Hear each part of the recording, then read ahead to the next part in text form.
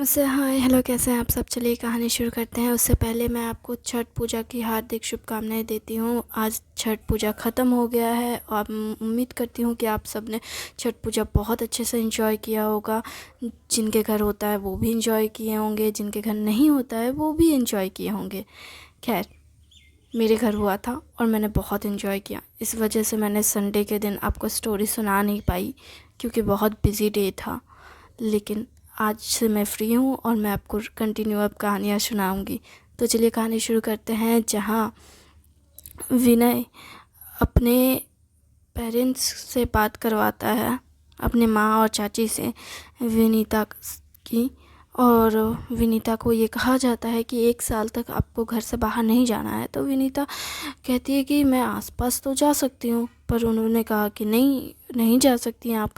तो विनीता कहती है ऐसा कैसे हो सकता है, खाली ऐसे मैं घर पे क्या करूँगी। पर वो कहती है घर पे घर संभालेंगी, उसकी चाची कह देती है। तो उसकी माँ समझती है कि वो परेशान है इस बात से।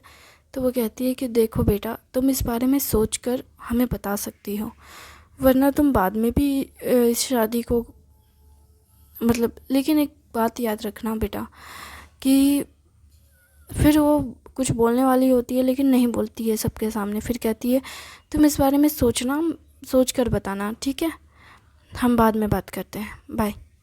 ये कहकर फ़ोन रख देती है।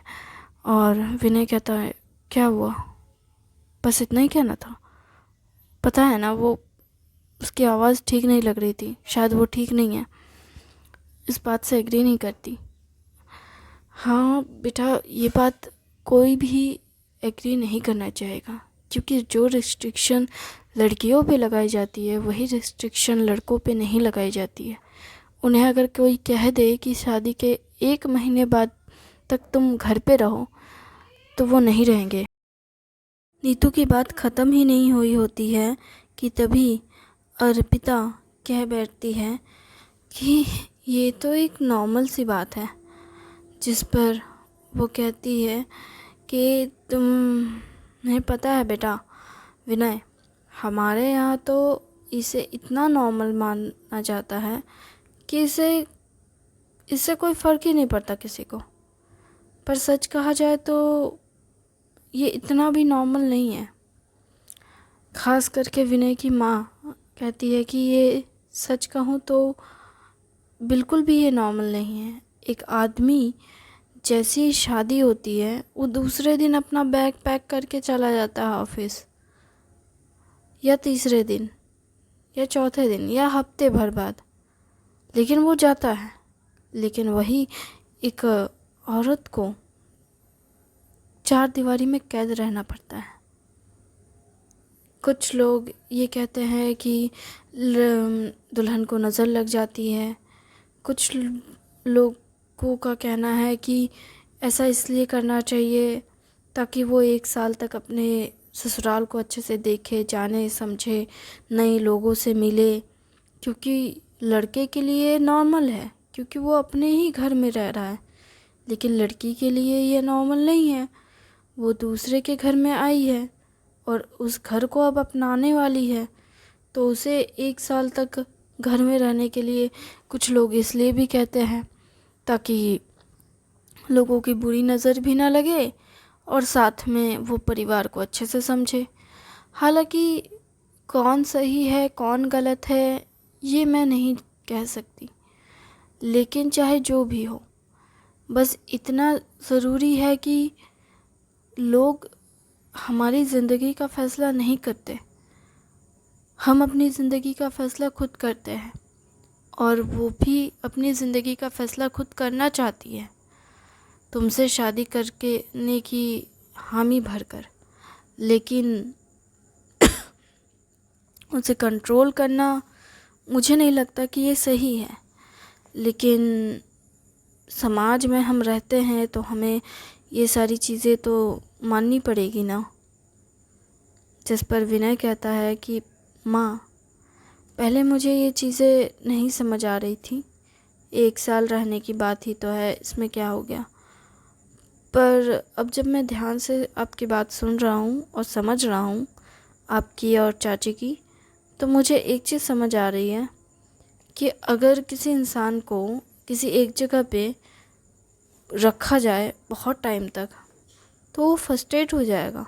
ख़ास करके वो इंसान जिसे रोज़ बाहर जाने की आदत है।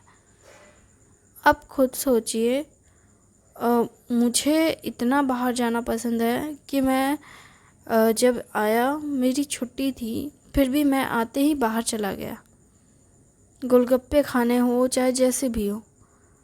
आप लोग नहीं जाती हैं, आप लोग हफ्ते या महीने में एक बार जाती हैं बाहर, बाज़ार या कहीं भी, तो आप फ्रस्ट्रेट होती हैं ना, तभी तो बाहर। मुझे तो समझ नहीं आता, मैं तो रोज़ जाता हूँ, फिर भी मैं फ्रस्ट्रेट होकर आता हूँ। और आप लोग, मैं तो सोच के ही हैरान हूँ। और ऊपर से आप सच में दूसरे जगह से आई हैं, दूसरे घर से आई हैं। मैं तो सोच भी नहीं पा रहा हूँ कि आखिर आखिर आप लोग कैसे ये सब कर लेती हैं।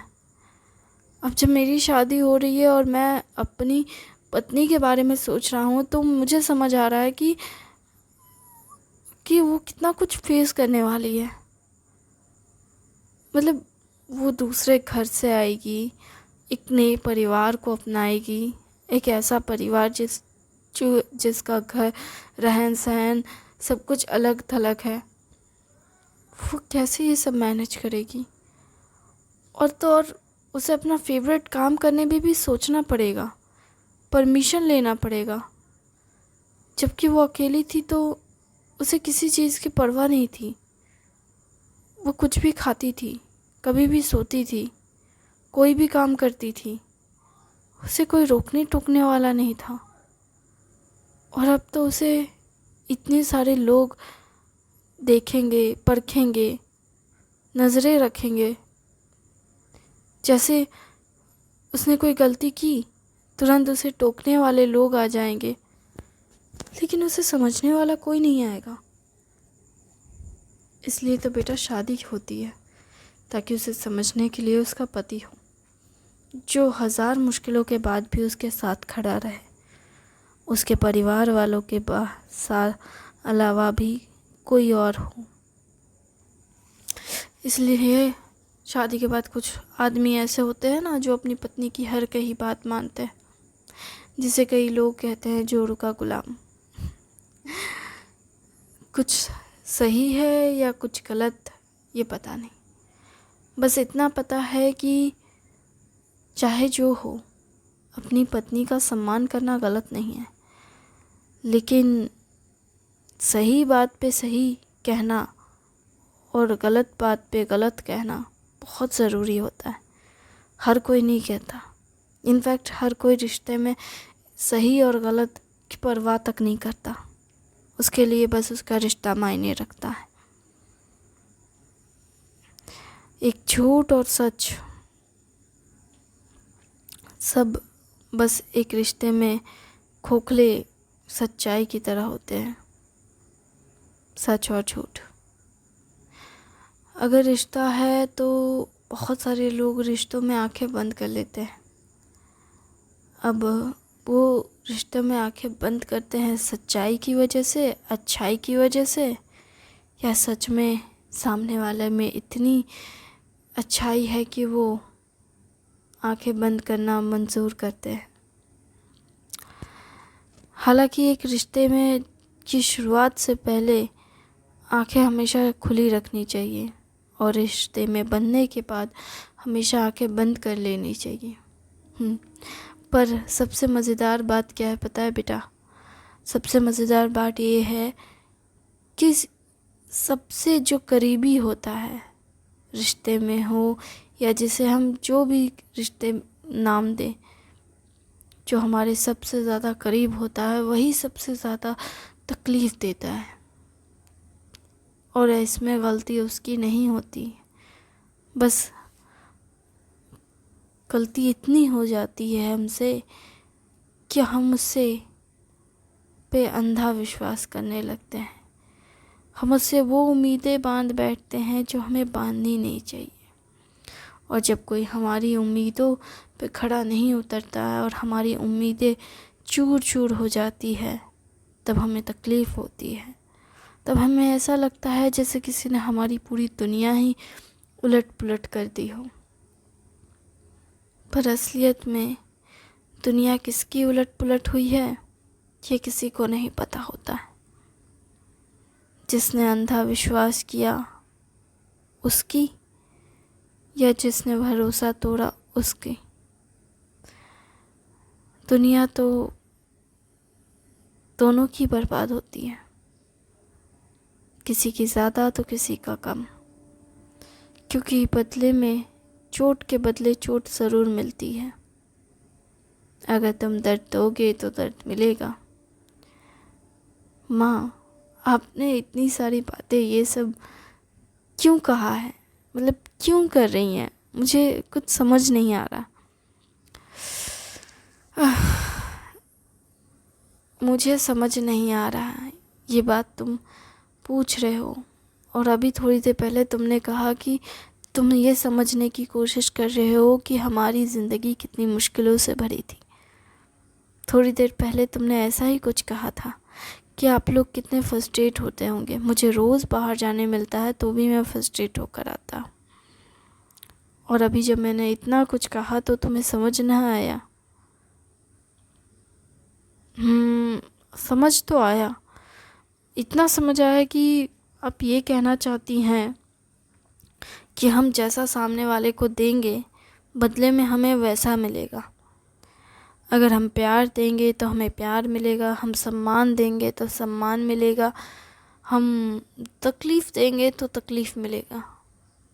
सही कहा। लेकिन माँ, इस दुनिया में कुछ ऐसे लोग हैं जिन्हें कितना ही प्यार मिले वो उस प्यार का सम्मान नहीं करते।